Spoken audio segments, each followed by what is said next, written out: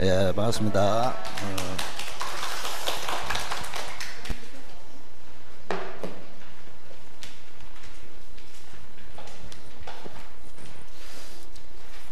이번에 그 모의고사 수준은 내용은 뭐 크게 실전하고 차이가 없는데 문장 길이가 좀 전반적으로 길어요.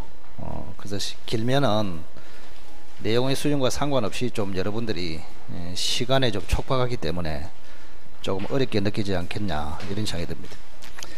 그리고 문장이 길면은 그 읽는데 시간이 많이 들기 때문에 사람이 긴장을 많이 합니다. 많이 쫄이고 그 실전에 가면은 짧고 쉬운 문제를 한 4문제 정도 내주는데 그런 문제가 한 문제 없어요. 그래서 조금 어렵게 느껴진다 이렇게 생각할 수 있는데, 근데 모의고사는 모의고사대로 좀 긴 문장도 쳐보고 짧은 것도 해보고 어려운 것도 해보고 쉬운 것도 해보고 이렇게 다양하게 숙련을 해야 실전에 갔을 때 두려움이 없어집니다. 그리고 이제 지난번에 말씀드린 대로 저한테 내 이제 모의고사 출제하라고 연락이 오거든요. 그래서 특히 이제 우리 학원을 지금 관계 있는 여기 지금 랜드 하나라고 있죠, 그죠? 표시가 돼 있죠. 그 업체 사장이 저하고 거의 친구입니다. 그 저한테 내 부탁을 하는데 절대 저는 안 해요. 왜 그러냐? 제가 출제를 하면은 우선 여러분들이 익숙하기 때문에 점수가 너무 잘 나와요. 그래서 그런 거를 좀 피해줘야 되고, 실제 시험장에 가면은 제 스타일로 나오는 것이 아니잖아요. 객관화돼서 나오기 때문에, 그래서 가급적이면 남들이 출제한 거를 항상 이렇게 시켜보는 그런 방식으로 하고 있기 때문에 이번에 조금 점수가 덜 나왔다고 해서 크게 실망하거나 그렇게 하지 마시고, 우선은 기준을 그날도 이야기했지만 20문제까지 내가 맞춘다 6월 말까지. 예전부터 제가 일관되게 얘기해온 것이 6월 말까지는 항상 50% 정도 맞춘다 이런 걸 목표로 가지고, 이번 시험에 50% 도달한 사람들은 정상적으로 진행이 되는 것이고 50%가 안 되면 조금 더 열심히 해야 되겠다 이런 생각을 가지시고 진행을 하시면 되겠습니다. 자, 오늘도 역시 마찬가지로 답을 내고 외우고 몇 개 맞추냐 그게 중요한 것이 아니고 좋은 문제가 굉장히 많기 때문에 여러분들이 정리를 잘해서 자기 것으로 만드시기 바랍니다. 어쨌든 아직까지는 아마 다른 과목은 조금 그 기간이 공부와 점수와 연결되는 기간이 한 3, 4개월인데 민법은 거의 6개월 정도 걸립니다. 6개월. 그래서 항상 제가 이야기했지만 여러분들이 만약에 같은 수준으로 공부를 하면은 결론이 훨씬 더 빨리 점수가 나와요. 민법보다. 그런데 참고로 실전에 이제 막상 갔을 때 공부가 제대로 된 사람은 민법이 오히려 고득점 나오는 경우가 허다합니다. 실전에 갔을 때는. 그래서 하여튼 그런 거를 생각하시고 크게 실망할 필요는 없다 이런 생각이 들고, 오늘 수업을 잘 들어서 자기 것으로 만드시기 바랍니다.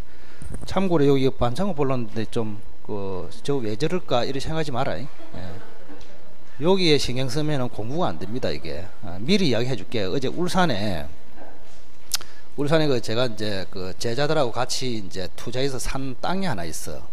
그게 오랜만에 얼굴도 볼 겸 농사지러 오라 하더라고. 그래 가가지고 설치다가 완전히 팔까지 뼈가 아파 죽겠다 지금. 글이 써질랑가 모르겠어 지금. 나름대로 열심히 했습니다.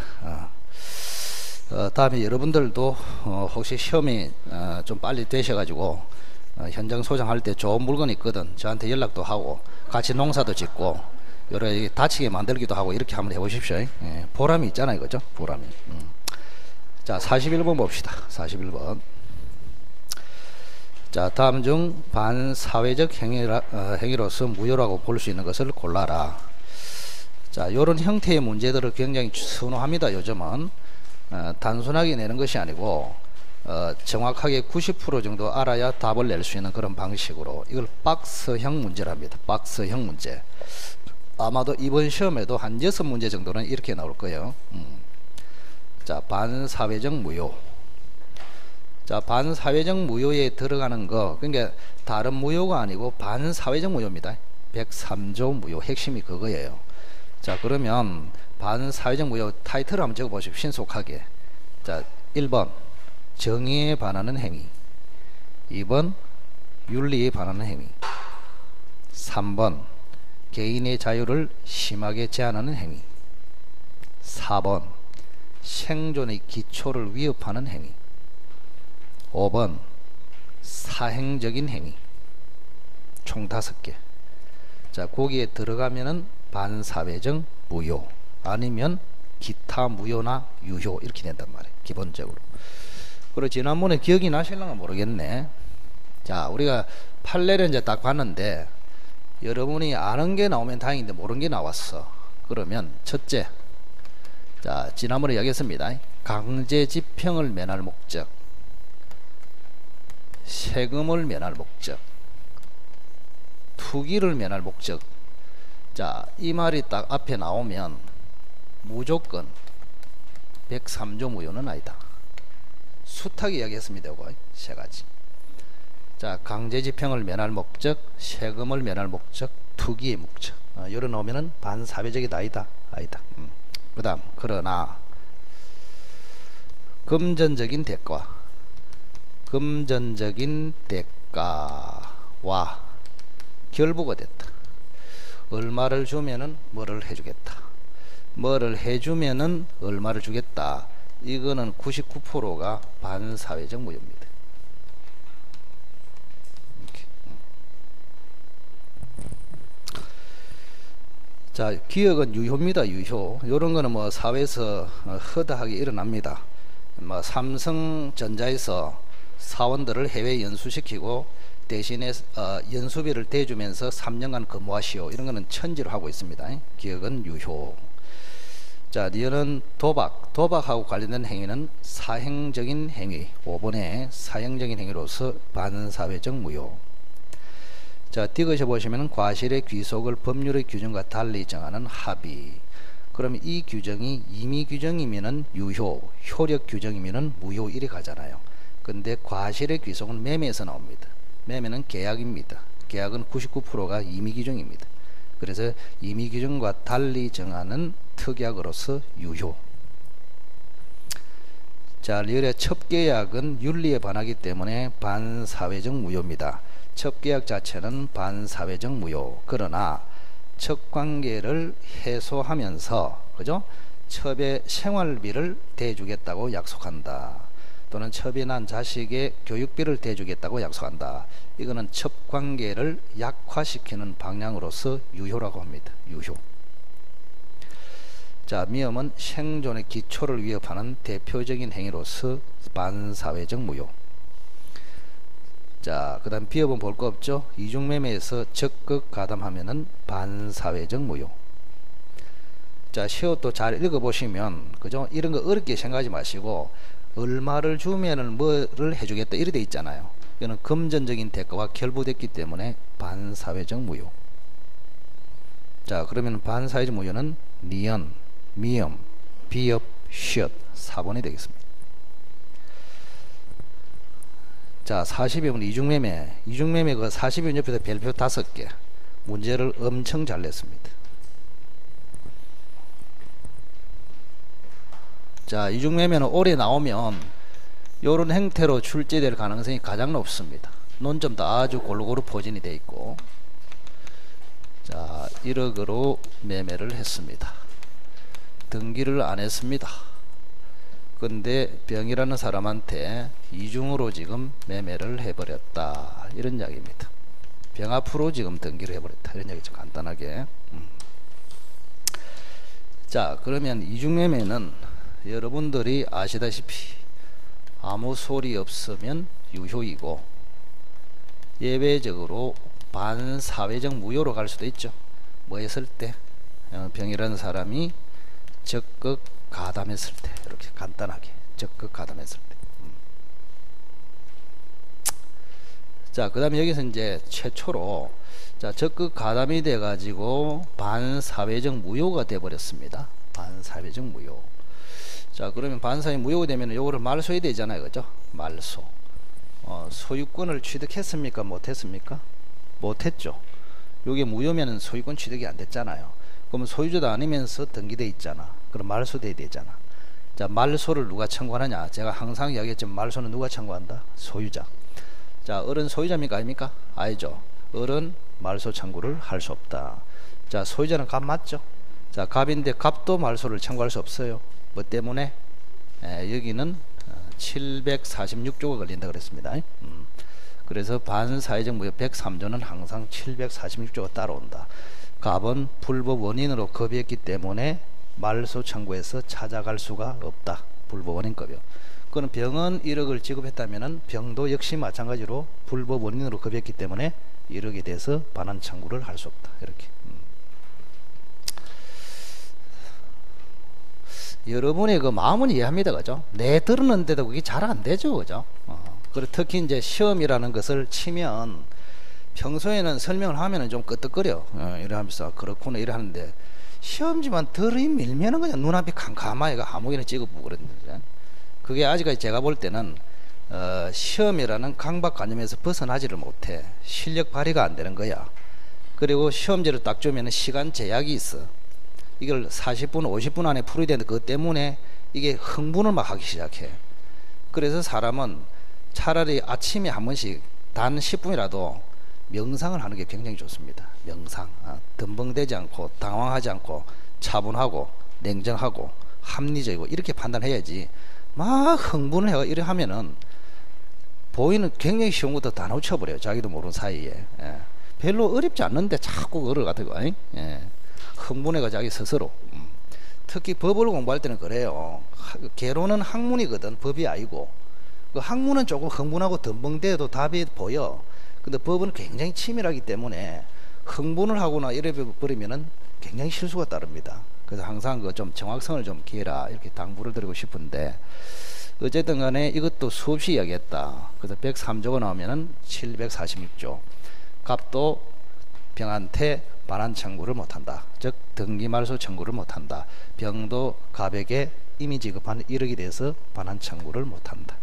그 다음 자, 이 을이라는 사람이 가지고 있는 채권이 소유권 이전 채권입니다. 소유권 이전 채권. 요 소유권 이전 채권을 보전하기 위해서 채권자 취소 이게 되겠느냐? 안 된다고 그랬습니다. 채권자 취소 된다 안 된다? 안 된다. 그래서 금전 채권을 침해했을 때는 되지만 요거는 금전 채권이다. 소유권 이전 채권이다. 소유권 이전 채권. 그래서 특정 채권을 보전하기 위해서 채권자 취소는 안 된다 그랬습니다. 그럼 잘 안 되면 외우라 그랬습니다. 항상 이중매매에서는 채권자 취소가 안 되고 어디에서는 되고 통정 허위 표시는 되고 자 그렇게 판단하시고 그 다음에 마지막 남은 게 이제 손해배상 청구거든요. 자 손해배상 청구하려면 불법 행위가 돼야 돼. 그러면 이 채권자 을이 채무자 갑에게 손해배상 청구하는 것은 언제나 가능해요. 왜? 갑에게는 지금 고의 과실이 있단 말이에요. 고의 과실. 그래서 보통 손해배상 청구는 채권자가 채무자에게 청구하는 것입니다. 그래서 채무자의 채권 침해 또는 불법 행위를 원인으로 채권자가 채무자에게 손해배상을 청구한다. 그래서 어쨌든 채무자 갑은 고의 과실이 있으면 됩니다. 그런데 병한테 손해배상을 청구할 수 있겠냐? 이 굉장히 중요하다고 그랬습니다. 제3자 채권 침해를 하면서.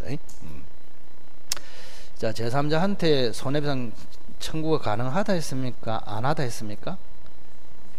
가능하다 그랬습니다. 가능하다 그랬는데 차이가 뭐라 했습니까? 여기에 고의가 반드시 있어야 된다. 차이가. 그 요약서를 잘 보라고. 요약서도 그걸 써놨습니다. 요약서. 그래서 채무자에게 손해배상을 청구할 때는 과실만 있어도 되는데 제3자에게 손해배상을 청구할 때는 반드시 고의가 있어야 된다. 그러면 고의가 있기 위해서는 뭐가 돼야 된다고? 적극 가담이 돼야 된다고. 이렇게. 그래서 지금 출제가 안 된 것 중에서 제일 중요한 게 손해배상 청구입니다. 자, 채무자 갑에게 손해배상 청구는 수월하게 할 수 있는데 제3자에게 손해배상 청구할 때는 반드시 뭐가 있어야 된다? 고의. 그럼 고의가 있으려면 뭐가 돼야 된다? 적극 가담이 된다. 이렇게. 자, 지금 42번을 보시니까 적극 권유, 이게 적극 가담 아닙니까? 그죠? 적극 가담이 됐기 때문에 1번은 맞네요. 자, 갑과 병 사이의 이중매매는 반사회적 행위로서 무효이다. 맞고. 자, 이번에 을은 채권자 취소를 행사할 수 있으나 벌써 틀렸네요. 채권자 취소는 된다 안 된다? 안 됩니다. 통정 허위 표시에서는 채권자 취소가 되고 이중매매에서는 안 된다. 왜? 원래 금전 채권이 침해됐을 때만 채권자 취소가 되는데, 여기 을은 금전 채권이 아니고 소유권 이전 채권이 침해됐으므로 채권자 취소는 행사할 수 없습니다. 그리고 병에 대해서도 손해배상을 청구할 수 있습니까? 없습니까? 있죠. 왜? 병이라는 사람은 뭐요? 적극 가담을 해가지고 뭐가 있기 때문에, 고의가 있기 때문에 병한테 손해배상을 청구할 수 있다. 그래서 2번은 무조건 틀렸다. 채권자 취소는 할 수 없고 병에 대해서 손배 청구는 할 수 있고, 이렇게 맞잖아요. 2번이 X. 자, 3번에 을이 병한테 직접 말소를 청구합니까? 갑을 대위해서 청구합니까? 갑을 대위해서. 맞네요. 자, 4번에 을이 갑을 대위하여 병명의 등기가 말소되어 병이 소유권을 취득할 수 없더라도 병은 불법 원인으로 급여한 것이므로 갑에 대하여 반환 청구를 할 수 없다. 좀 전에 그러니까 문장을 간단하게 낼 수도 있는데 좀 길게 냈잖아요. 전체적으로. 그죠? 내나 같은 말인데 여기 보세요. 지금 적극 가담이 됐기 때문에 요 매매가 뭐야? 어떻습니까? 반사회적 무효이고, 반사회적 무효이면은 746조로 갑은 불법 원인으로 등기를 급여했고 병도 불법 원인으로 1억을 급여했고, 그러니 서로 반환 청구를 할 수 있다 없다? 없다. 그런 얘기 아닙니까? 자, 그래서 병도 갑에 대해서 매매대금 반환을 청구할 수 없다. 맞고.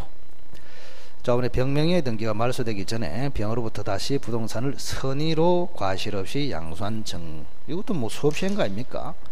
자, 병이라는 사람으로부터 정이 다시 넘겨받았습니다. 정이 선의입니다.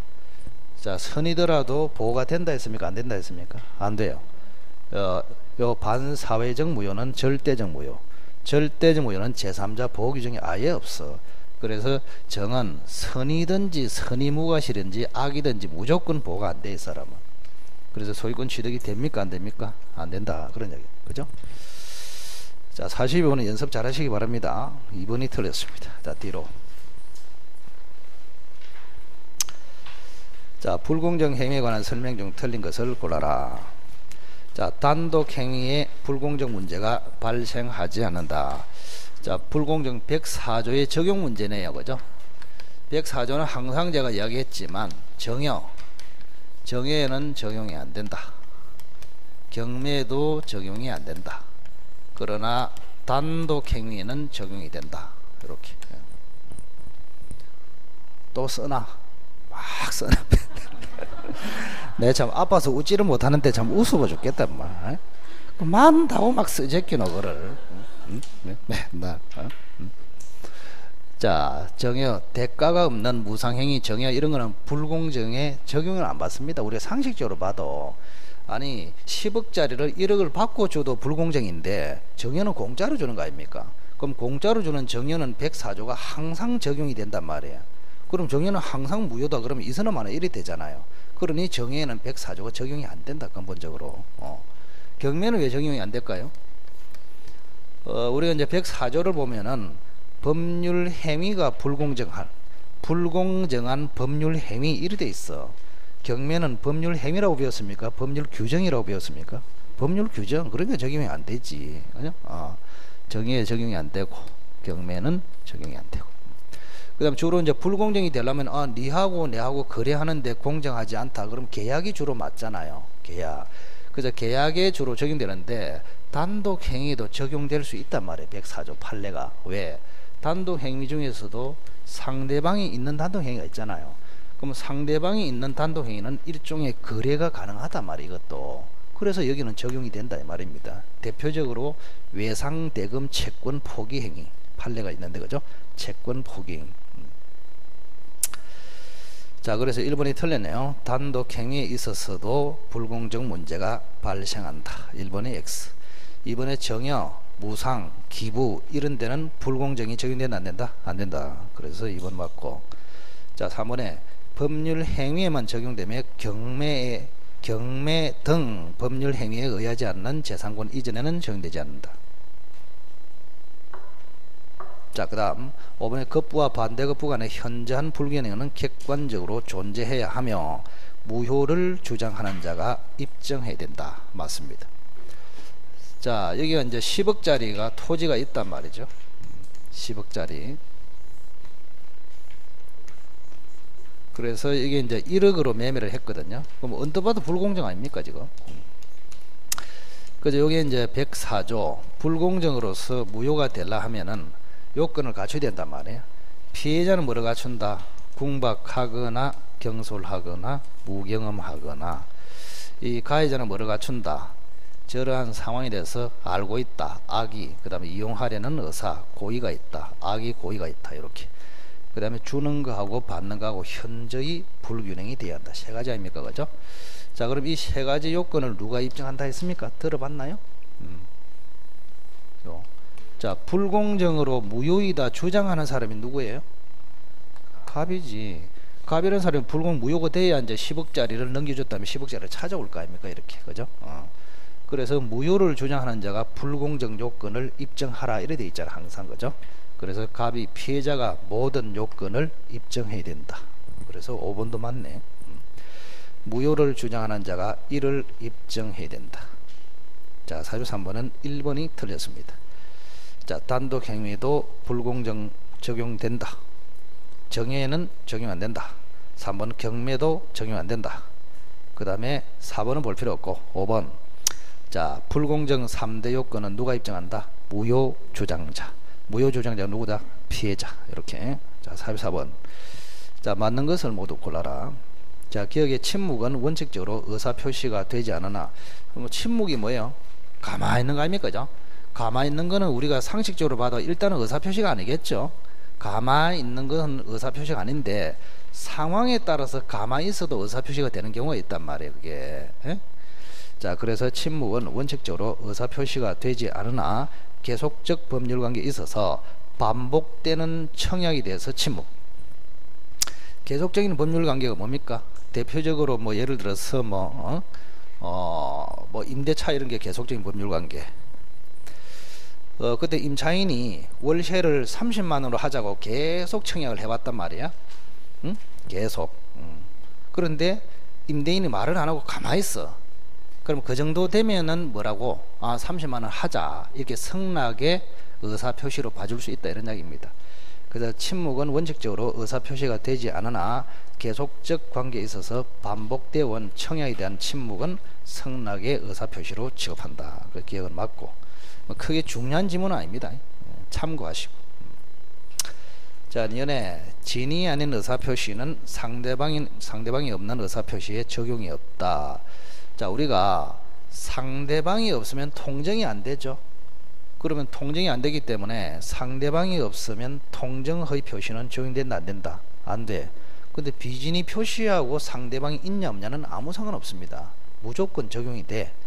그래서 진위하는 의사표시는 상대방이 없는 의사표시에도 적용이 있다. 이래 맞잖아요.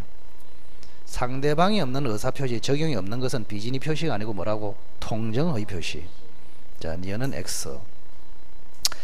자, 디귿에 보시면 정여세를 면탈하기 위하여 매매 형식을 빌렸다. 이래 돼 있네. 그러면 진짜로 정여했습니까? 매매했습니까? 디귿을 딱 봤을 때.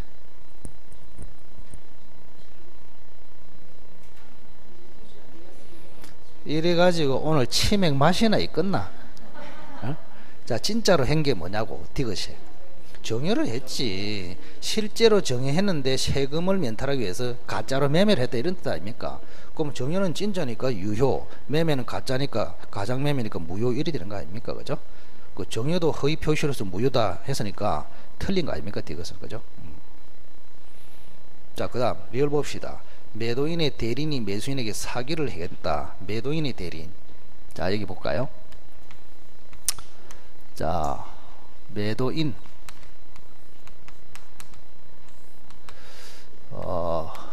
을에게 이렇게 이제 파는데, 매매를 하는데, 요 매도인의 대리인이, 그죠? A라고 칩시다. 갑의 대리인. A.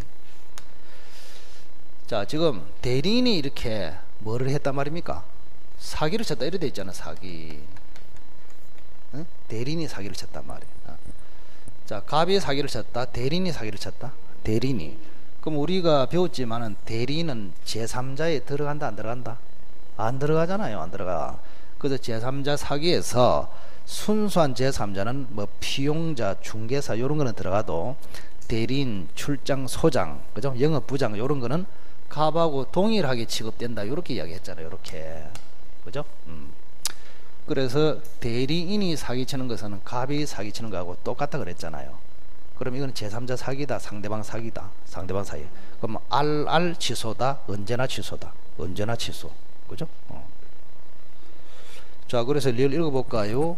자, 매도인의 대리인이 매수인에게 사기를 행하는 경우에 매도인이 그 사실을 알았거나 RR 압니까? RR 경우에 하나여 취소할 수 있다. 틀렸잖아요. 언제나 취소할 수 있다. 이래 맞지. 자, 미음의 격지자가 나왔습니다. 자, 격지자는 도달주의냐 발신주의냐 그런 이야기입니다.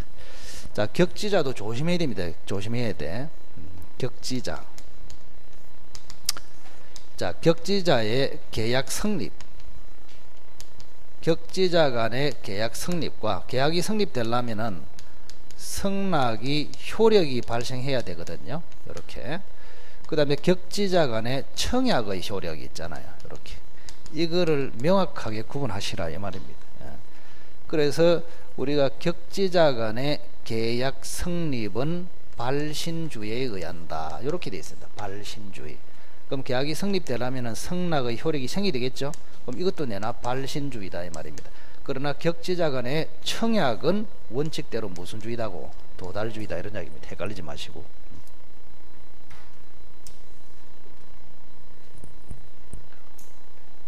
자, 그러면 거기 격지자 간의 계약의 성락되어 있죠. 청약입니까? 성락입니까? 성락. 그러니 발신주의.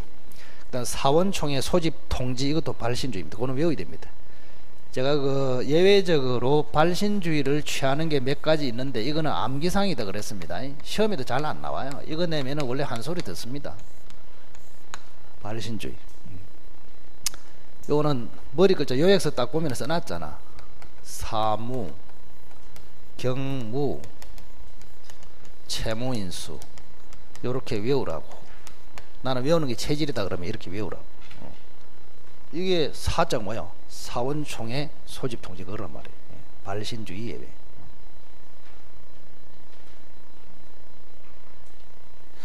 자, 그렇게 보시면 됩니다. 이거를 꼭 다 쓰려고 생각하지 마시고 자꾸 잔소리 하는 것 같아서 좀 미안한데 그냥 요약서 한번 보면 되는 무효약서 그대로 있다니까. 그 옆에 내가 꼭 보고 싶다 그러면 요약서 보자 이래서 하면 되잖아요. 이거를 굳이 다 쓸 필요가 뭐 있으면 시간 아깝게 그죠? 자, 그래서 미음은 맞습니다. 격제자 간의 계약의 성락도 발신주의, 사원총회 소집 통지도 발신주의. 그럼 맞는 거는 몇 개입니까? 2개네 그죠? 기억하고 미음 이렇게 됩니다. 자, 여기서 기억과 미음이 답이죠. 답인데 기억과 미음이 가장 안 좋은 지문입니다. 별로 가치가 없다 이 말입니다. 그런 걸 표시를 잘해라. 나중에 여러분들이 다시 볼 때는 차라리 틀린 거 니은, 디귿, 리얼 이런 거를 한 번 더 봐라 이런 이야기입니다. 자, 45번 비진이 표시에 관한 판례이다. 틀린 것을 골라라. 자, 1번에 한번 보시기 바랍니다. 자, 표의자의 상대방이 표의자의 진위 아님에 대해서 악의 또는 과실이 있는 경우라면 이때는 그 상대방을 보호할 필요가 없이 표의자의 진위를 존중하여 무효로 돌려버리는 데 있다. 돌려버린답니다. 돌려버린다. 자, 이거를 제가 출제를 하면 한 줄로 나타낼 수도 있어요. 한 줄로. 한 줄로 나타낼 수도 있는데 이거는 몇 줄 해놨습니까? 4줄. 그러니까 여러분이 돌아본단 말이에요. 이게 한 줄로 해도 되는 거를 4줄로 만들어 놨단 말이에요. 한 줄로.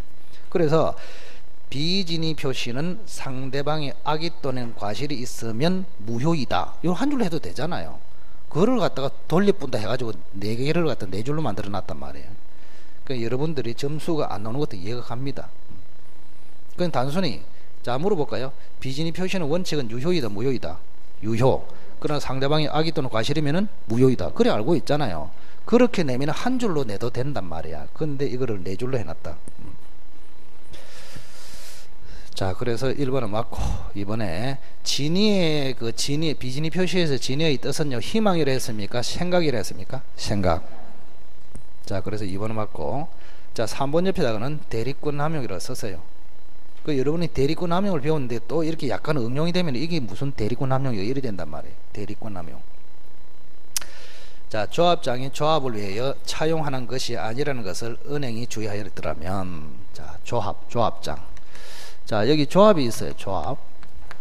그러면 조합에 대해서 조합장은 무조건 대리권이 있는 사람입니다. 자, 은행에 대해서 예를 들어서 지점장이 대리권이 있듯이 똑같아요.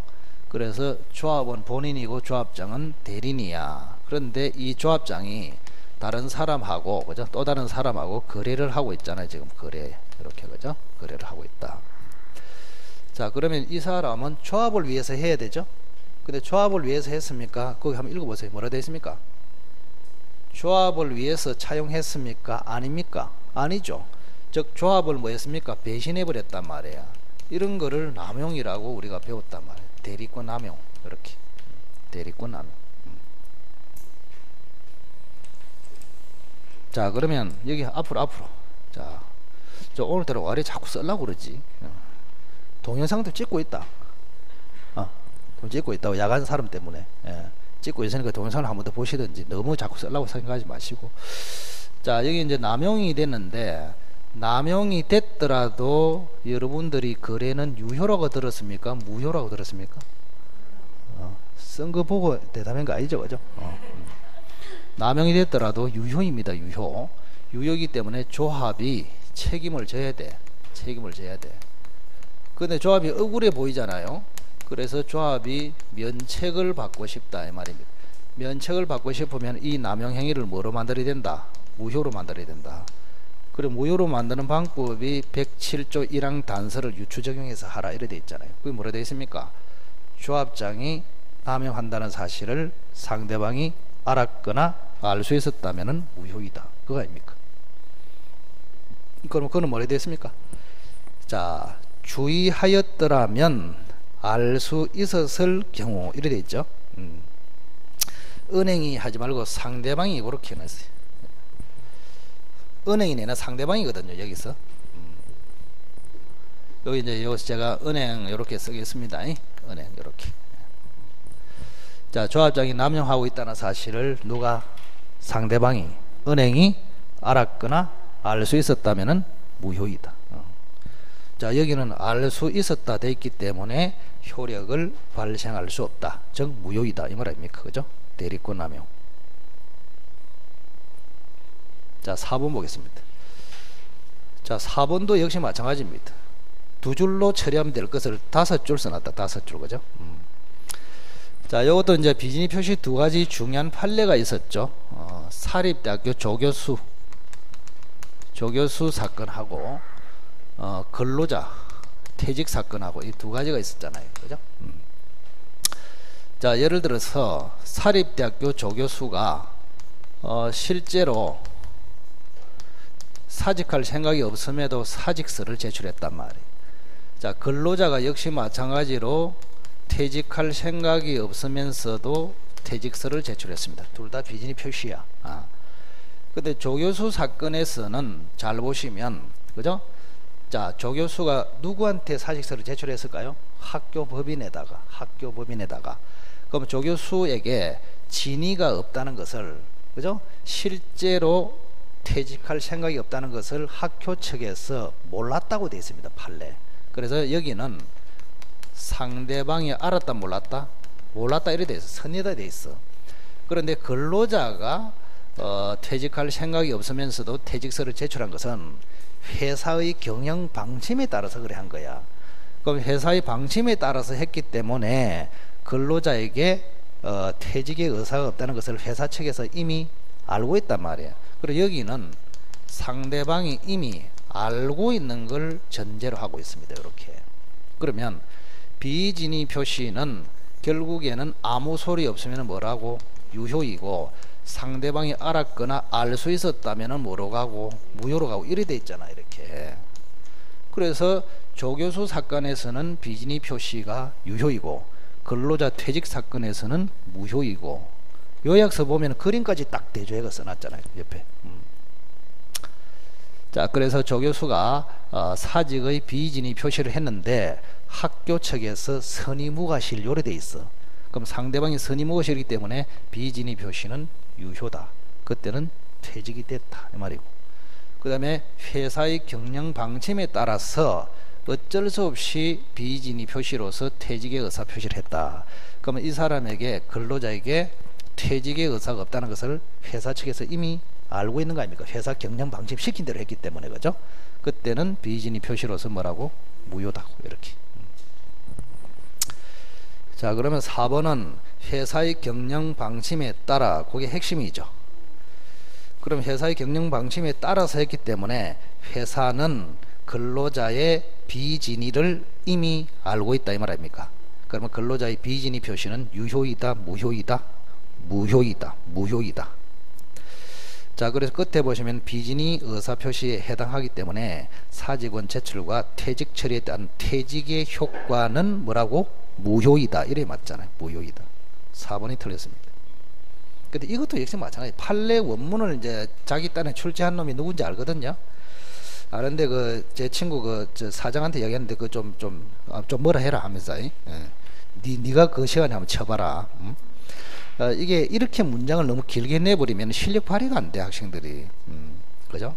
그래서 판례 원문이 쭉 있는데 원문을 그대로 내면 안 돼. 그걸 압축해서 요약해서 딱 결론을 내줘야 이렇게 빨리빨리 판단을 하는데, 우리가 이미 알고 있다면 요약서를 딱 봐도, 그죠? 요렇게 딱 돼 있단 말이에요. 사립대학교 조교수 사건은 상대방이 선의무과실을 전제로 하고 있다. 그래서 비진위 표시는 유효. 근로자 퇴직 사건은 경영 방침에 따라서 비진위 표시했기 때문에 이미 회사 측에서 비진임을 알고 있다. 그래서 뭐요? 무효. 이렇게 돼 있단 말이야. 결론. 이렇게 장문을 쓰면은 조금 곤란하다 이런 이야기죠.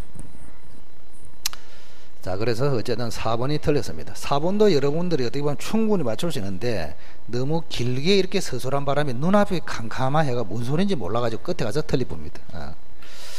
실력 발휘가 좀 어렵다. 자, 4번이 틀렸습니다. 자, 비진위 표시임을 회사 측에서는 알고 있다, 모르고 있다? 알고 있다. 그래서 비진위 표시에 대해서 상대방이 알았거나 알 수 있었기 때문에 비진위 표시는 뭐다? 무효이다. 이래가야 맞잖아요. 4번이 틀렸네요. 자, 5번도 굉장히 중요합니다. 신용불량 사건입니다. 신용불량 사건.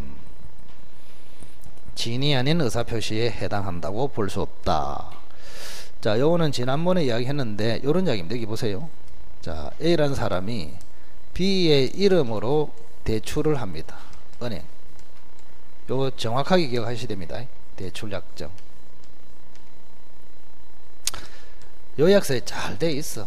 잘 돼 있는 거하고 여러분이 정확하게 아는 거하고 좀 별개들 아닙니까? 해보니까, 그죠? 잘 돼 있는 거하고 여러분이 잘 아는 거하고는 좀 별개죠. 그래서 아직까지 기술이 많이 부족하다는 말이에요. 책은 아주 잘 돼 있는데 그거를 자기 거를 소화하기가 힘들어.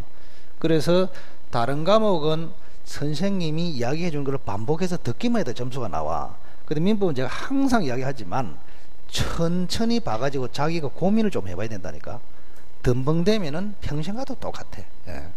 자, 이것도 요약서에 잘 돼 있어. 설명도 했고.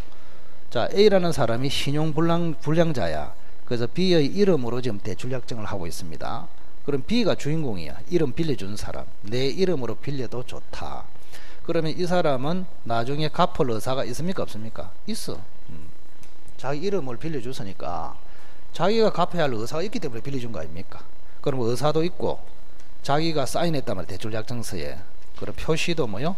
있고 이래 된 거 아닙니까? 그럼 의사 표시가 일치합니까? 불일치합니까? 일치한다. 그럼 이거는 비진위 표시입니까? 진정한 의사 표시입니까? 진정한 의사 표시. 그래서 이거는 유효다. 이렇게 됐잖아요. 그죠? 유효다. 판례 시간에도 이야기했잖아. 그래서 B가 책임을 진다. 갚아야 한다. 이게 원칙이단 말이에요. 자, 그런데 만약에 은행 쪽에서 저렇게 하라고 양해를 해버렸다. 그래서 이 말이 들어오면 정신을 바짝 차리라 그랬습니다. 양해. 양해를 하거나 용인을 해버렸다. 그래 나오면 이거는 통정허위 표시로 바뀌어버립니다. 채무 부담의 의사가 B한테 없어져 버려요. 그럼 의사와 표시가 불일치하고 그걸 서로 짜고 했다고 보기 때문에 뭐로 바뀐다고? 통정허위 표시. 그래서 그때는 허위 표시로 되기 때문에 저 대출 약정은 무효로 됩니다. 무효로 되기 때문에 B가 책임을 지는 것이 아니고 실제로 빌린 놈이 나중에 갚아야 한다. 이렇게 이야기했습니다. 이렇게.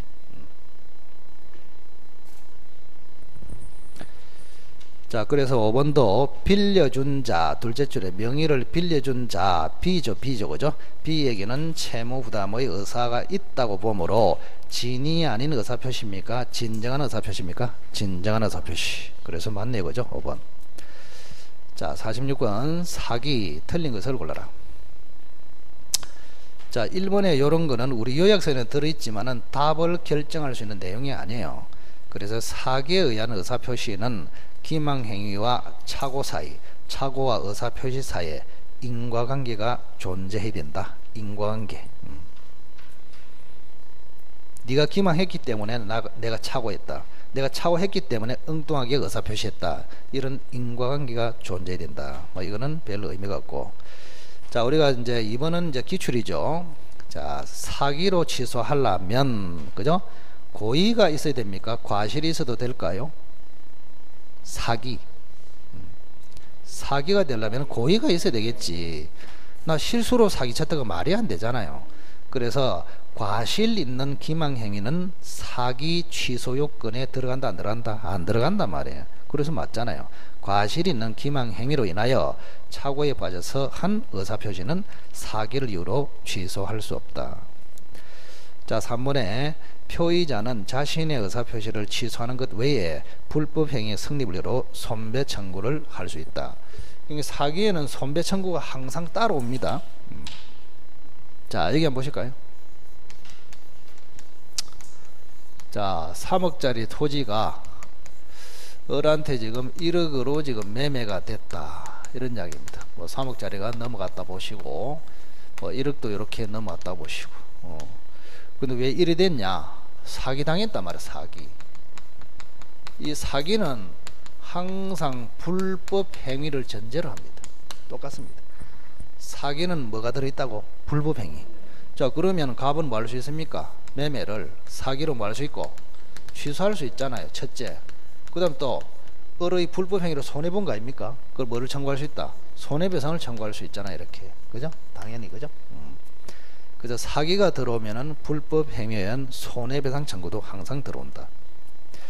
그래서 3번은 맞네요. 취소하는 것 외에 뭐를 할 수 있다? 손배 청구를 할 수도 있다. 자, 4번에 사기의 동그라미, 착오의 동그라미. 그 다음 5번에 역시 기망의 동그라미, 담보 책임 동그라미. 자, 이것도 많이 했는데, 많이 했다니까 좀 신경질 나죠, 그죠? 많이 했는데 왜 답이 안 보이는 이래 되는 거 아닙니까, 그죠? 경합 문제라고 제가 이야기했잖아요. 사기, 착오, 담보 책임, 이 세 가지. 자, 사기와 착오도 선택이다 했습니까? 사기로 취소할 수 있고 착오로 취소할 수 있고, 사기와 담보 책임도 선택입니다. 사기로 취소할 수 있고 담보 책임으로 물을 수도 있고. 근데 착오와 담보 책임은 과거에는 담보 책임만 적용된다. 이게 과거였습니다. 그런데 2018년도 판례가 발견이 돼 가지고 여기도 선택적으로 바뀌었다. 이것도 작년에 내가 예상을 했단 말이에요. 그대로 출제가 된 것입니다. 기출입니다. 지문이. 예. 자, 그래서 과거에는 착오와 담보 책임이 경합이 됐을 때 담보 책임만 적용이 됐는데 지금은 담보 책임도 적용되고 착오도 적용되고, 그래서 선택으로 바뀌었다. 2018년도 판례에서 이렇게 바뀌었습니다. 그래서 여러분들이 저렇게 설명을 들어도 이게 점수가 잘 안 나오는 이유가 아직까지 시험 문제에 대한 기술이 많이 부족하다 이 말입니다. 내가 아는 것을 시험지에 적용해서 제 시간 안에 선택을 할 수 있는 기술이 부족하다. 어쩔 수 없이. 그러면 4번에 사기의 동그라미, 착오의 동그라미니까, 그죠? 사기로 취소할 수도 있고 착오로 취소할 수도 있고. 자, 어느 쪽이든 요건을 입증하여 취소할 수 있다. 맞잖아요. 선택으로 할 수 있다. 자, 5번에 기망의 동그라미, 담보 책임의 동그라미. 자, 담보 책임만 주장할 수 있고 사기를 이유로 취소권을 행사할 수 없다. 틀렸단 말이에요. 그죠? 뭐 할 수 있고 담보 책임도 주장할 수 있고 사기를 이유로 취소권을 주장할 수도 있고 선택적이단 말이에요. 그래서 5번이 틀렸네. 자, 5번이 정답이 되겠습니다. 자, 47번에 대리권의 범위와 제한, 타당한 것을 골라라. 자, 1번에는 임의 대리권의 범위네요. 임의 대리권의 범위. 임의 대리권의 범위. 자, 우리가 임의 대리권의 범위는 수권행위 해석으로 결정하는 것이 원칙입니다. 본인의 의사가 뭐냐에 따라서 결정이 됩니다. 그런데 해석으로 결정해도 대리권의 범위를 모르겠다. 그런 경우는 118조로 처리한다. 그래서 118조. 자, 118조는 행위가 3개 있습니다. 하나는 뭐가 있고요? 보존 행위가 있고, 하나는 뭐요? 이용 계량 행위가 있고, 하나는 처분 행위가 있습니다. 처분 행위는 안 된다 그랬습니다. 보존 행위는 무제한된다 그랬습니다. 이용 계량은 삼각표라고 그랬습니다. 삼각표 무슨 뜻이다? 성질 변화를 가져오면 안 되고 성질 변화 안 가져오면 되고, 이거 아닙니까? 그러면 성질 변경을 가져오는 이용 계량 행위가 대표적으로 제가 이야기했습니다. 그죠? 지목 변경, 지목 변경, 그 다음에 예금, 예금에서 주식으로, 이런 것들 대표적으로 이거를 성질 변경을 가져오기 때문에 임의 대리인이 대리할 수 있다 없다? 없습니다. 없어. 요약서에 똑같이 있습니다. 똑같이. 있는데 없는 것처럼 눈 크게 뜨지 마라. 미안하다. 지목 변경 대표적으로. 자, 그러면 1번을 보시면 그죠? 밭을 대지로 계량 이렇게 돼 있죠. 이걸 뭐랍니까? 지목 변경. 자, 밭을 대지로, 대지를 밭으로. 자, 대지를 밭으로. 요거는 도라놈이죠. 그렇잖아요. 밭을 대지로 만들어야 대지를 밭으로 이렇게 만들면 완전 도라놈이지, 그죠? 자, 이거는 성질 변경을 가져오기 때문에 자, 대리 행위로서 유효이다, 무효이다, 무효이다 이렇게 맞잖아요.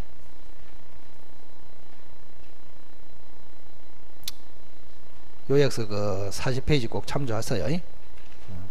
여러분이 지금 이 문제를 통해서 자꾸 요약서를 옆에 놔놓고 비교를 하고 검토를 하고 이렇게 표시를 하고 이래 해야 된단 말이에요. 그죠? 자, 2번 보겠습니다. 2번. 자, 미리 본인 갑의 동의가 있다 하더라도 대리인의 매수인 자격으로 본인 갑의 부동산을 매수하는 매매계약을 혼자서 체결한다. 이거를 뭐라고 들었나요? 지금 문장을 읽었잖아요. 그걸 뭐라 해요?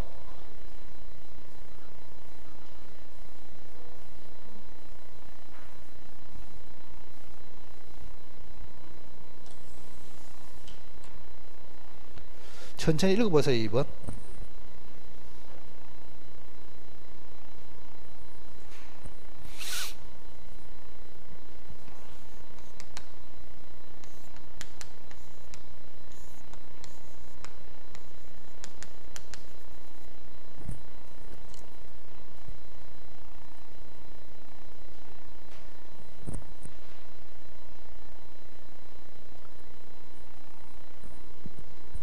이번을 뭐라고 들었나요? 자기계약, 그죠? 자, 이런 거를 보고 한참 고민을 해야 된다 하면은 국어상의 문제가 상당히 있는데, 우리가 이제 자기계약 쌍방대리 이런 거 들어봤잖아요. 그럼 쌍방대리는 대리인 한 사람이 양쪽을 대리하는 것이고, 자기계약은 대리인이 자기와 계약하는 것이고, 여기 보니까 대리인이 본인의 땅을 사버렸잖아요. 그러니까 자기계약 아닙니까? 그죠? 여기 보세요. 갑이 대리인한테 팔아달라 했는데 대리인이 자기하고 계약을 해버렸잖아요. 워낙 땅이 좋아가지고 싸게 나와가지고 지가 사버렸다 이런 이야기 아닙니까? 이걸 뭐랍니까? 대리인이 자기와 계약했다. 자, 이거 허용됩니까? 금지됩니까? 아무 소리 없으면 금지되죠, 그죠? 근데 허용되는 게 있었죠. 허용되는 거 두 가지, 그죠? 뭐 하나는 갑의 성낙을 받았거나, 하나는 뭐, 그죠? 다툼이 없는 채무이행, 이렇게, 그죠? 다툼이 없는 채무이행 허용되는 거. 그럼 여기는 허용됩니까? 허용이 안 됩니까? 2번. 허용이 되지. 본인의 동의가 있다 이렇게 돼 있잖아요. 본인의 동의가 있으니까 자기계약 쌍방대리는 허용되지. 허용되니까 무권대리입니까? 유권대리입니까? 유권대리. 자, 2번은 X고. 자, 3번에 금점 출납권이 있는 대리인이 을이 본인 갑에 대해서 채권을 가지고 있는 경우에 그 채권의 변제기가 도래하면 을이 임의로 갑의 예금으로부터 금전을 인출하여 변제에 충당할 수 있다. 이것도 내나 뭐요? 일종의 자기계약이네, 그죠? 자, 여기 보세요. 지금 이 사람이 본인이 돈을 빌렸다 이래 돼 있잖아요. 이 대리인이 채권자이고, 그래서 이 채권자가 갑을 대리해서 자기한테 갚아버렸다 이래 돼 있잖아요. 일종의 내는 자기계약 아닙니까? 읽어보면, 그죠? 자, 본인의 대리인이 채권자이고 본인은 채무자이고, 요 사람이 1억을 빌려줬단 말이에요. 그럼 갑이 을한테 갚아야 될 변제기가 도래했어. 그럼 갚아야 되잖아요, 그죠? 갑이 을한테 갚아야 되잖아. 그런데 갑의 대리인이 자기한테 갚은 거 아닙니까? 그죠? 이것도 일종의 뭐요? 자기계약이다. 근데 자기계약인데 다툼이 없는 채무이행은 자기계약도 된다 그랬잖아요. 그럼 다툼이 없는 채무이행이 대표적으로 뭐라고? 변제입니까? 변제. 그럼 다툼의 여지가 있는 이행은 뭐가 있을까? 대물, 변제, 경계 이런 게 있었다, 그죠?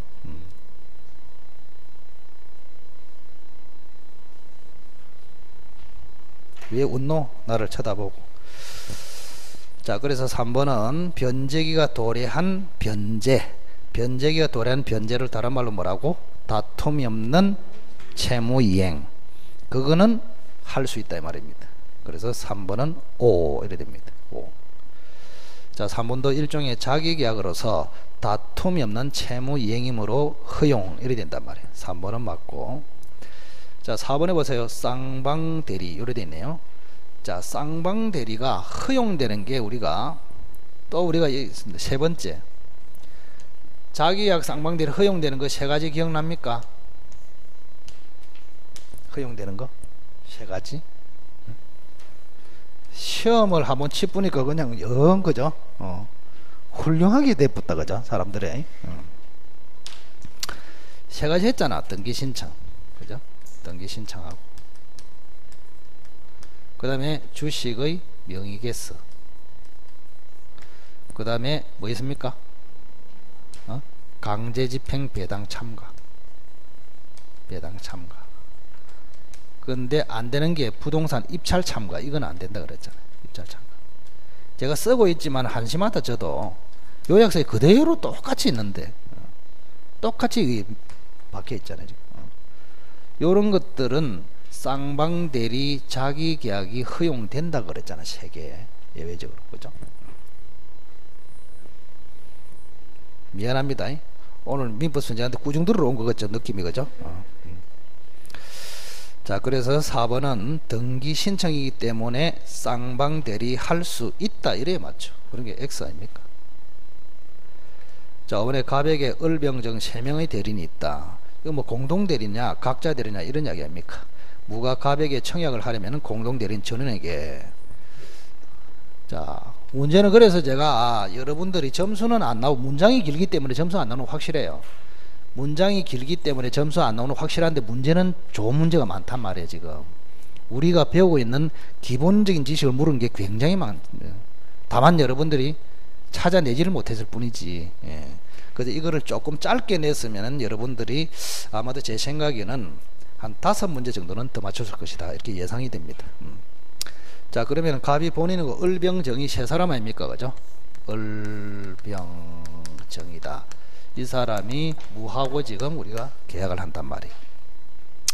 그러면 대리인이 여러 명일 때는 뭐가 원칙이라고 들었습니까? 각자 대리, 그죠? 각자 대리.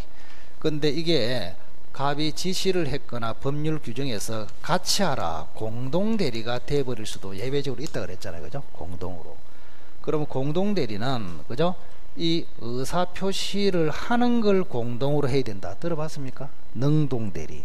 그래서 공동은 어디에서 공동으로 하라고? 의사 표시할 때 능동 대리에서 공동으로 하라 그 말이지. 무로부터 의사 표시 받는 것을 대리하는 것을 뭐랍니까? 수동 대리. 수동 대리는 공동으로 하라. 각자가 해도 된다. 각자가 해야 된다. 그거 묻고 있잖아요, 지금. 자, 그러면 5번은 능동 대리입니까? 수동 대리입니까? 지금 읽어보시니까 수동이지. 무가 갑에게 청약을 하려면 이래 돼 있잖아요. 그러면 갑의 대리인 쪽에서 뭐의 의사표시를 받는 거 아닙니까? 받는 것이기 때문에 능동이다, 수동이다.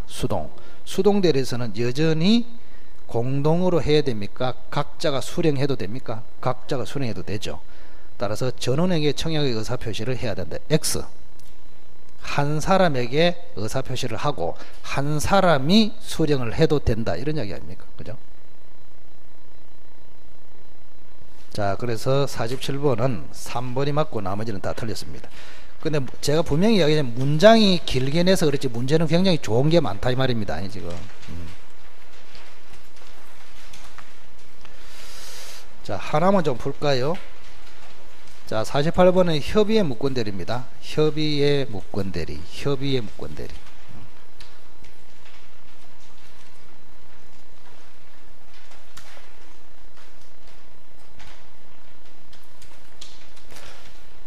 협의의 무권대리는 기본적으로 무조건 한 문제는 출제가 됩니다. 자, 이렇게 봅시다. 협의의 무권대리. 계약을 했다. 자, 협의의 무권대리에서는 가장 기초가 유동적 무효다. 여기서 시작해라고 그랬습니다. 유동적 무효. 이렇게. 그럼 유동적 무효에서 확정 유효로 갈 수도 있고 확정 무효로 갈 수도 있다. 뭐 그거는 갑과 병의 권한에 달려 있다 그랬습니다. 갑에게는 추인을 할 수 있고 추인을 하면은 유효로 확정되고 거절하면은 뭐로 됩니까? 무효로 확정되고. 또 병이라는 사람도 두 개 있죠. 하나는 최고를 할 수 있고 하나는 뭐요? 철회할 수 있고 철회를 하면은 역시 무효로 확정됩니다. 자, 병이 최고를 하면은 갑이 말을 안 하고 있어요. 침묵을 하면은 뭐로? 추인 거절로 간주하죠. 그럼 뭐로? 무효로 확정된다. 이게 가장 기본 아닙니까? 그죠? 자, 그래 해놓고 1번 보겠습니다. 자, 본인 갑의 추인 거절이 있으면 갑은 더 이상 추인할 수 없으며 병도 최고나 철회권을 행사할 수 없다. 자, 우리가요 여기 잘 보세요. 추인하고 거절하고 최고하고 처리하고 이거는 유동적 무효 상태에서 할 수 있습니다. 근데 이미 유효로 확정, 이미 무효로 확정되면 이런 권한은 행사 필요합니까? 필요 없습니까? 필요 없잖아요. 그 하기 전에 유동적 무효 상태에서 이렇게 가겠냐 이렇게 가겠냐 이런 이야기 아닙니까? 그죠? 그래서 이미 1번에 추인 거절을 갑이 해버렸어. 그럼 갑은 더 이상 추인할 수 있습니까? 없습니까? 없죠. 거절을 해서 무효로 확정시켰기 때문에 다시 번복해서 추인할 수 없다. 자, 병도 최고나 철회권을 행사할 수 없다. 왜? 추인 거절이 있으면 이미 무효로 확정돼 버렸기 때문에 유동적 무효가 아니잖아요. 유동적 무효가 아니고 결론이 나버렸기 때문에 더 이상 권한 행사가 안 된다. 그런 뜻입니다.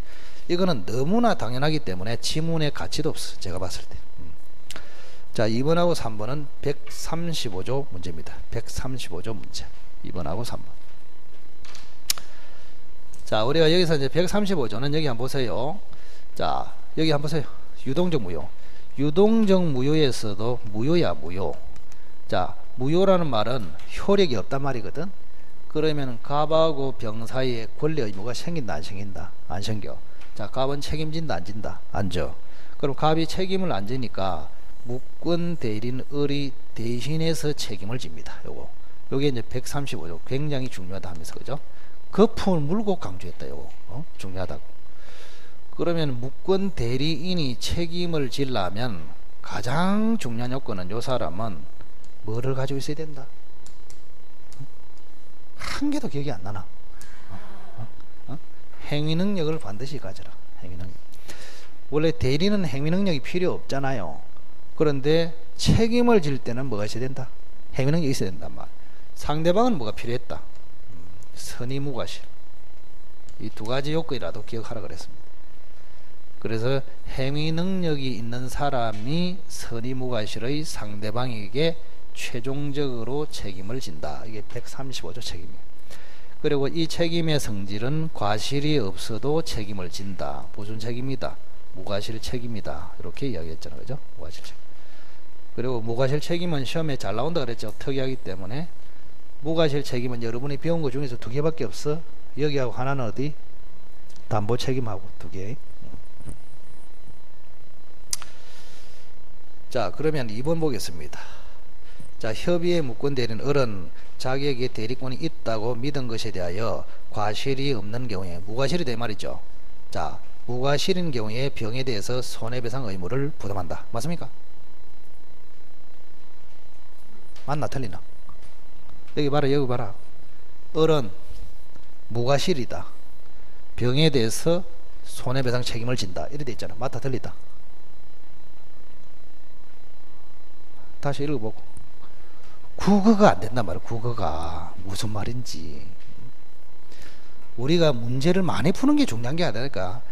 문제를 몇 문제를 풀어도 정확하게 알고 푸는 그 습관이 있어야 실력이 폭발하는데, 그게 아니고 내 뭐 이 문제 봤다가 저 문제 봤다가 아무 소용이 없어.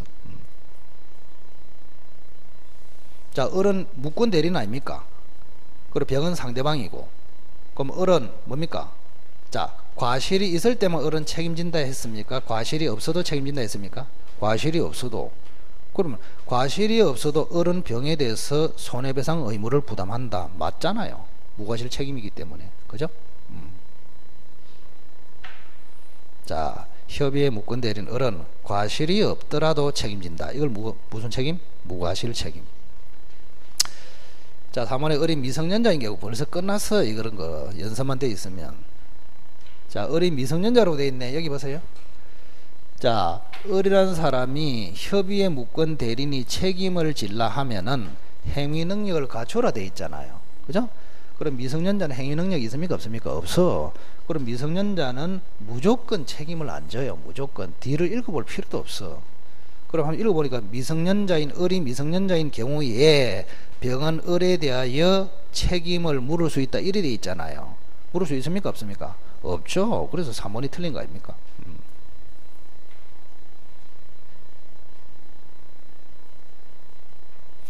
요즘 그 중개사 그 시험을, 중개사 중에서 우리 민법에 들어가는 게 주임법하고 상임법, 실명법 3개 들어가죠. 과거에 이제 중개사하고 우리 민법에서 출제 경향이 완전히 달랐거든요. 민법은 주로 사례 문제로 원리를 탐구하는 것이고, 중개사는 처벌 규정 뭐 외우는 거 이런 거 냈단 말이에요. 근데 중개법도 최근에 오면은 기출문제 딱 분석하면은 민법하고 계속 유사해지고 있습니다, 지금. 그래서 만만하지 않다 이 말입니다. 단순히 외우는 걸로는 중개법도 이제 힘들어지기 시작한다. 예? 등기법도 마찬가지. 등기법도 과거에는 좀 순수 등기 절차에 대해서 시험이 냈거든, 단순하게. 지금은 민법에 응용을 해가지고 막 내고 있더라고 보니까. 그 여러분들은 이게 골치 아파. 제가 봤을 때 민법이 안 되면은 날라갈 과목이 천지야 지금 가만히 보니까. 자, 그래서 어쨌든 간에 요 무권 대리인이 책임을 질 때는 무과실 책임이다. 꼭 기억하시고, 그리고 행위 능력을 반드시 가지고 있어야 된다. 만약에 을이 미성년자라면 책임진다 안 진다? 안 져. 그러면 상대방 병은 미성년자에게는 책임을 청구할 수 있다 없다? 전혀 없어. 그래서 3번이 틀렸다 이 말입니다. 자, 4번에 보시면 병은 그저 알았을 때 요래 돼 있네. 병. 자, 여기 한번 보실까요? 최고는 선악을 불문하고 할 수 있고, 철에는 선의여야 한다. 요거 들어봤나요? 그래서 철에는 선의 병만 할 수 있고, 최고는 선악을 불문하고 할 수 있어요. 뭐 이거는 뭐 가장 기초 아닙니까? 그러면 그 4번을 보시면 뭐라 되어 있습니까? 병이 알았다 요래 되어 있죠? 그럼 악의의 병은 철회할 수 없다. 맞잖아 이거는. 최고는 선악을 불문하고 할 수 있는데, 철회만큼은 선의의 경우에만 할 수 있기 때문에 악의의 병은 철회할 수 없다. 맞고. 자, 병이 토지를 선의의 제3자 정에게 매각한 때는 갑은 정에게 토지 반환을 청구할 수 있다. 선의의 정한테 넘겨버렸네, 병이라는 사람이. 선의의 정. 이 사람에게 등기가 넘어가 버렸다 이 말입니다. 이 사람이 보호되겠느냐 이런 이야기입니다. 보호되겠느냐. 자, 보호가 될까요? 선의의 정은 보호가 될까? 자, 여기 보세요. 어쨌든 여는 대리권 없이 계약을 하면은 유동적 무효입니다. 유동적 무효. 그럼 유동적 무효라는 말은 역시 무효예요. 무효. 자, 무효이면은 병은 권리자입니까? 무권리자입니까? 무권리자. 그럼 권리 없는 자로부터 넘겨받은 사람은 제3자 보호 규정으로 처리한다 그랬습니다. 그럼 여기에는 제3자 보호 규정이 있을까요? 우선 이것도 여러분들이 자꾸 착각을 하면 안 되는 게, 자 예를 들어서 갑하고 을하고 병하고 있다 칩시다. 여기 제3자야 제3자. 그럼 여기가 무효나 취소나 해제나 효력을 상실해 버렸단 말이야. 그럼 이 사람이 보호되느냐? 이게 제3자 보호 문제입니다. 간단하게 이야기하면. 에? 자 그럼 여러분이 보시기에 제3자가 보호되는 게 원칙일까요? 보호 안 되는 게 원칙일까요? 즉 제3자가 권리를 취득하는 게 많을까요? 취득하지 않는 게 많을까요? 모르겠었나? 해 다시 자 99%는 보호가 안 됩니다. 99% 보호가 안 된다고. 이거는 99% 보호 안 되는 게 원칙이기 때문에 우리 교과서에도 없어. 제3자는 보호된다 안 된다? 안 돼. 보호 안 되는데 특별히 규정을 두 가지고 보호되는 거를 우리 민법에 규정을 해놨단 말이야. 어? 이 규정도 선악을 불문하고 보호된다가 있고 선의만 보호된다고 있다. 두 가지로 크게 나눈단 말이야. 그러면 선의의 제3자만 보호되는 거 여러분이 알고 있는 거 뭐가 있다? 비진의 표시 무효, 통정의 표시 무효, 차고 사기강박 취소, 전부 다 선의의 제3자에 대항할 수 없다 그래 돼 있잖아요. 거기가 대표적으로 선의의 제3자가 보호되도록 규정이 돼 있단 말이야. 그러면 선악을 불문하고 보호되는 게 뭐가 있다? 두 개 있어, 두 개. 해제하고 명의신탁하고, 그죠? 이렇게 명의신탁에서 제3자는 선악을 불문하고 보호됩니다. 해제에서도 원칙적으로 선악을 불문하고 보호가 돼요. 제3자는. 이 착각을 하지 말라고. 제3자가 보호된다 안 된다 그걸 어렵게 생각하지 말고, 원칙은 보호된다 안 된다? 안 돼. 안 되는데 보호된다고 규정이 돼 있으면 보호가 된단 말이에요. 그 규정도 선악을 불문하고 보호, 선의자만 보호 이렇게 돼 있단 말이에요. 우리 민법이. 그러면 이런 경우는 제3자 보호 규정이 있습니까 없습니까? 없어. 그래서 무조건 취득이 안 된단 말이에요. 이렇게. 그리고 5표시 무효 원칙 할 때도 병은 보호가 안 된다 그랬잖아요. 왜? 보호 규정이 없는 게 원칙이라니까. 우리가 보호 규정이 있는 거 알고 있는 건 요거밖에 없어 지금. 각종 의사표시 파트에 있는 선의의 제3자 보호 규정하고 명의신탁에서 제3자, 해제에서 제3자 그거밖에 없다니까 지금 보호되는 게. 자 그래서 어쨌든 간에 지금 5번에서 선의의 제3자 정은 보호된다 안 된다? 안 돼. 안 되기 때문에 갑은 정에게 반환을 청구할 수 있다. 이렇게 되는 거 아닙니까? 맞죠? 자, 조금 쉬었다 합시다. 되게 너무 이게 이런 식으로 하면은 오늘 5시에 끝납니다. 오후에. 그죠? 자, 조금 쉬었다 합시다. 조금 쉬었다가 하여튼간에 어지간하면은 믹스커피 한 잔 마시고 들어오라 좀 제발. 믹스커피 한 잔. 좀 정신이 바짝 좀 들게. 미숙씨 오늘 수업 마치고 치맥 미숙씨가 조금 좀 부탁을 좀 드려도 될까? 저는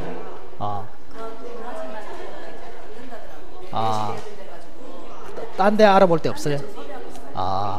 저도 3만원 낼게. 미숙씨가 수호 좀 해주겠습니다.